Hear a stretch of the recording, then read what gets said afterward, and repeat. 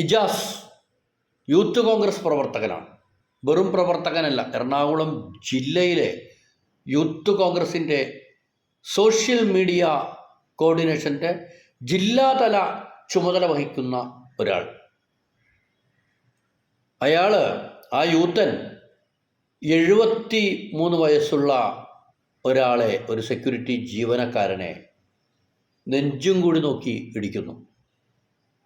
മുൻവൈരാഗ്യമാവാം. Cochin super മാർക്കറ്റിലെ സെക്യൂരിറ്റിയാണ് 73 വയസ്സുള്ള ബാലകൃഷ്ണൻ ചേട്ടൻ. അവിടെ ഒരാൾ 2 വീലറിൽ വരുന്നു.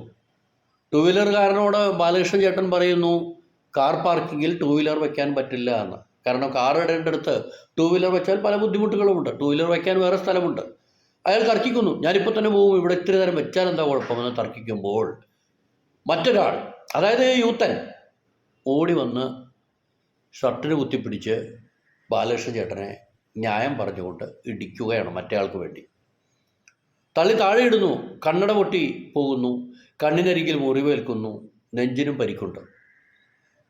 ഈ ദൃശ്യങ്ങൾ പരക്കെ സോഷ്യൽ മീഡിയയിൽ പ്രചരിക്കുന്നു. CCTVയിൽ പതിഞ്ഞ ദൃശ്യങ്ങൾ.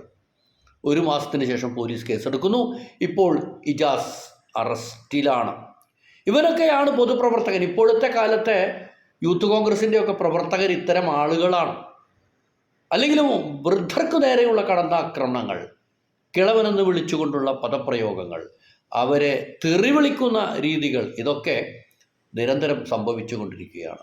യാതൊരു മര്യാദയുമില്ലാത്ത ഒരു യൂത്തിൻ്റെ, അത്തരമൊരു യുവാക്കളുടെ നിര തന്നെ നമ്മുടെ സമൂഹത്തിൽ ഉണ്ടായിക്കൊണ്ടിരിക്കുകയാണ്.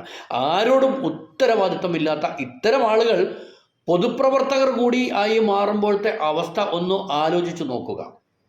എന്തായാലും വൃദ്ധ ജനങ്ങൾക്ക് നേരെയുള്ള അപമര്യാദയോടെയുള്ള പെരുമാറ്റങ്ങളും കടന്നാക്രമണങ്ങളും ചെറുക്കേണ്ടതുണ്ട്. അതിനെതിരെ അഭിപ്രായ രൂപീകരണം ഉണ്ടാവേണ്ടതുമുണ്ട്.